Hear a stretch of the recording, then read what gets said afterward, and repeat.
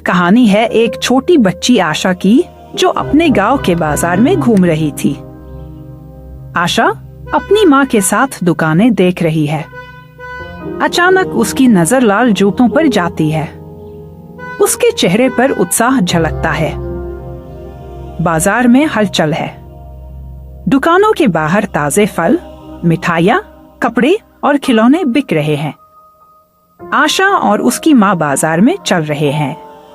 माँ देखो, ये कितने सुंदर लाल जूते हैं। मुझे ये चाहिए। बेटा, ये सच में बहुत सुंदर हैं, लेकिन हमारे पास इतने पैसे नहीं हैं। कोई बात नहीं माँ। आशा और उसकी माँ आगे बढ़ते हैं। आशा और माँ एक अलग दुकान की ओर बढ़ते हैं। दुकान के बाहर एक बूढ़ी अम्मा खड़ी है। दुकान में पुरानी और जादुई वस्तुएं रखी हैं। देखो, ये वही लाल जूते हैं जो मैंने पहले देखे थे। हाँ बेटा, ये जूते तुम्हारे हैं, लेकिन इनका एक राज है। तुम इन्हें तभी पहन सकती हो जब तुम हमेशा अच्छे काम करोगी। मुझे ये चाहिए अम्मा, मैं हमेशा अच्छे काम करूँगी। अम्मा हंसते हुए जूते आशा के पैरों में पहनाती हैं। आशा जूते पहनते ही दौड़ने लगती है। उसकी चाल तेज हो जाती है। ये जूते कितने जादुई हैं। मुझे तो ऐसा लग रहा है जैसे मैं उड़ रही हूँ। वह दौड़ते हुए एक छोटे लड़के के पास पहुँचती है जो रो रहा है। क्या हुआ? तुम क्यों रो रहे हो? मेरा पसंदीदा खिलौना टूट गया है और मुझे डर लग रहा है। चिंता मत करो, मैं तुम्हारी मदद करूँगी। आशा जूते से दौड़कर लड़के का खिलौना ढूंढ लाती है और उसे वापस कर देती है।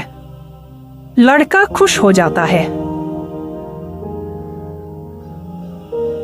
हुआ काव्या, तुम क्यों रो रही हो?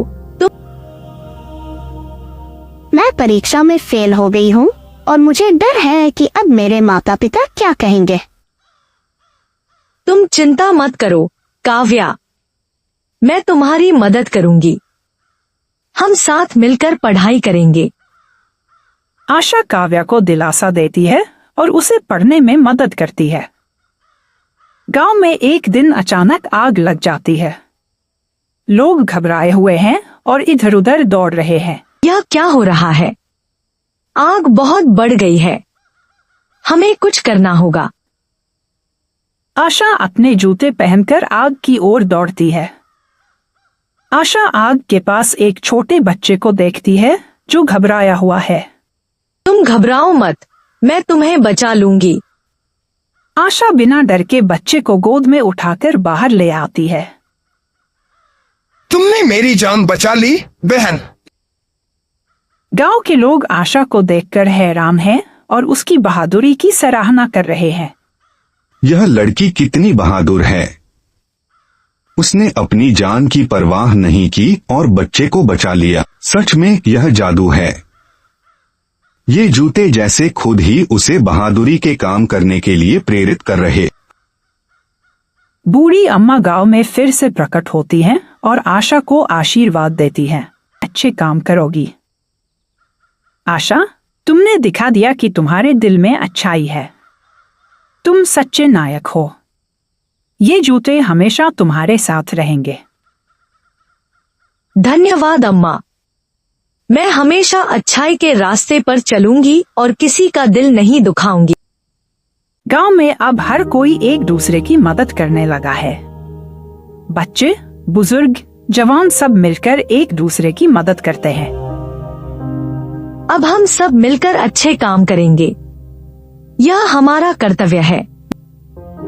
आशा और काव्या एक दूसरे की मदद करते हुए गांव के हर कोने में खुशियां फैलाते हैं। आशा जूते उतार कर उन्हें ध्यान से रखती है। वह अपने दिल में संकल्प करती है कि वह हमेशा अच्छाई की राह पर चलेगी। मैं वादा करती हूँ कि मैं हमेशा दूसरों की मदद करूँगी और कभी भी किसी का दिल नहीं दुखाऊंगी। आशा गांव के बच्चों को पढ़ाई के महत्व के बारे में बताती है। सभी बच्चे ध्यान से सुन रहे हैं। बच्चों, शिक्षा हमारी सबसे बड़ी शक्ति है। तुम सही कह रही हो आशा। शिक्षा ही सबसे बड़ी ताकत है। गांव के लोग आशा के नेतृत्व में नए बदलाव लाते हैं। सब मिलकर खेती, सफाई और शिक्षण कार्य में लगे होते हैं। सब मिलकर अपने गांव को और बेहतर बनाएंगे। आशा गांव के बच्चों के लिए एक स्कूल का आयोजन करती है। बच्चों, शिक्षा हमारी सबसे बड़ी शक्ति है। बच्चों, यह स्कूल हमारी सफलता की ओर पहला कदम है। हम सभी यहाँ मिलकर नई नई चीजें सीखेंगे। हम सब साथ में पढ़ाई करेंगे और गांव को सबसे अच्छा बनाएंगे। आशा अपने पुराने दोस्तों को गांव में मदद करने के लिए बुलाती है। वे सब गांव में आकर खेती और अन्य कामों में हाथ बंटाते हैं। गांव में कुछ लोग बुरी आदतों में लगे होते हैं, लेकिन आशा और उसके दोस्तों ने मिलकर उन्हें समझाया और उन्हें अच्छे रास्ते पर लाया। बुराई कभी भी किसी का भला नहीं कर सकती। हम सभी को अच्छाई के रास्ते पर चलना चाहिए। हमारी एकता ही हमारी सबसे बड़ी ताकत है। हम सब मिलकर किसी भी मुश्किल का सामना कर सकते हैं। हम सब मिलकर एक नया व्यवसाय शुरू करेंगे और हर महिला को आत्मनिर्भर बनाएंगे। मुझे यह समझ आ गया कि असली ताकत हमारे भीतर है। ये जूते सिर्फ एक यादगार हैं, जो हमें हमारी अच्छाई याद दिलाते हैं। हम सभी का साथ ही हमें सशक्त बनाता है। हम अब और बेहतर बनेंगे। हम सब मिलकर अपने अधिकारों को जानेंगे और अपनी क्षमता को पहचानेंगे। तुम्हारी मेहनत और ज्ञान ही तुम्हारा भविष्य तय करेगा। तुम जो चाहो वह हासिल कर सकते हो। यह हमारी यात्रा का सिर्फ पहला कदम था। हम सब मिलकर इस गांव को और आगे बढ़ाएंगे और दुनिया में अच्छाई फैलाएंगे।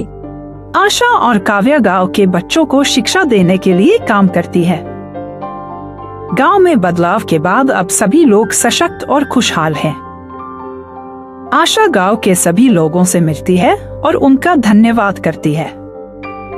आशा और गांव वाले मिलकर एक नई रोशनी की तरह चमकते हैं और उनका अच्छाई का रास्ता सभी के लिए प्रेरणा बन जाता है। अगर आपको यह कहानी पसंद आई तो वीडियो को लाइक करें, शेयर करें और हमारे चैनल रोचक कहानियों की दुनिया को सब्सक्राइब करें।